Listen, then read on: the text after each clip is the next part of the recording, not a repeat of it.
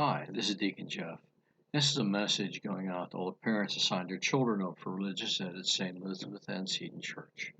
First of all, we're very grateful to you that you have trusted us to supply you with the content you need to teach your children their faith.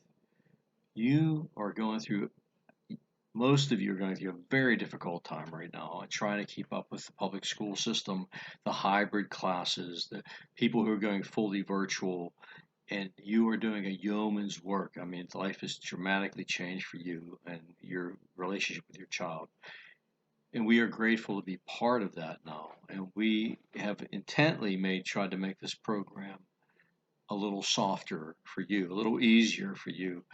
We saw some different things online, and we believe we found a program or a couple of programs that are going to still continue to instill the faith in your child, but will also not be time eaters, right? So since they're shorter segments, we ask you to do it a little more often. This video is a replacement for the parent meeting. We would normally get together in a church and we would share with you everything that's going on with the program and what we're doing for you. So uh, I'm glad to have this opportunity to touch base with you. One change this year is your contact now will be Lisa Stowe. She's a wife, a mother of two, a Catholic school teacher, our fifth grade teacher, and a person who has been a go-to for everything what we're doing so far. And we're grateful to have her. We have run into some speed bumps. If we were not going virtual, we would not have had a problem. But since we went virtual, there are some additional things we had to take care of. One was with the website, so we lost a few days on that, where we thought we would be getting our student licenses or seats, as they are called, and it didn't quite happen as fast as we thought they would.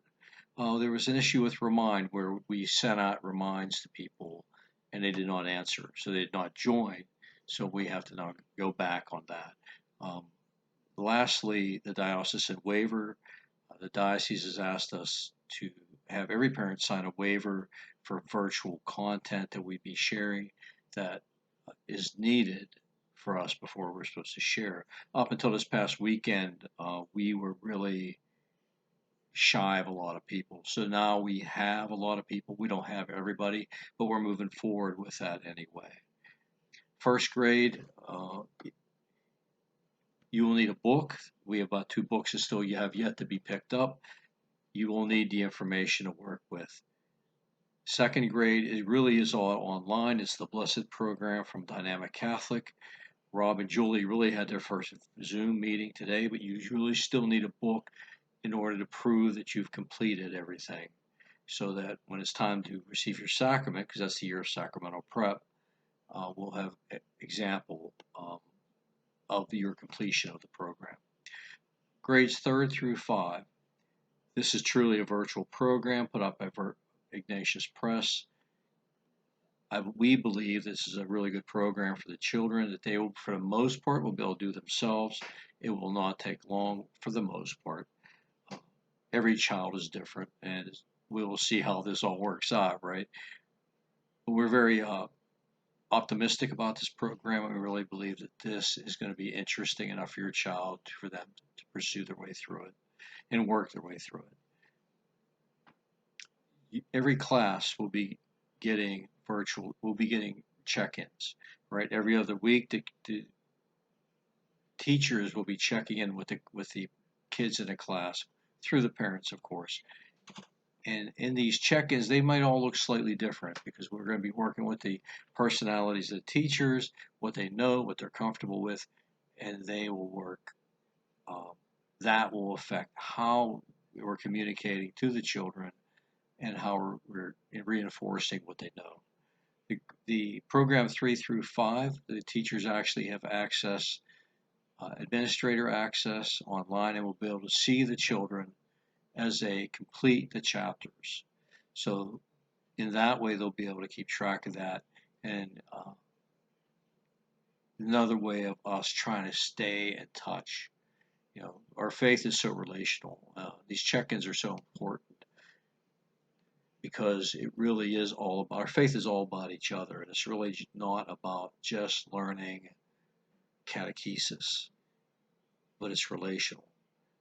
So we're hoping to try to continue that relational type of learning. So we encourage you to consider using Sunday morning as your time to do these programs, to keep Sunday holy, Sunday morning holy, as much as you possibly can.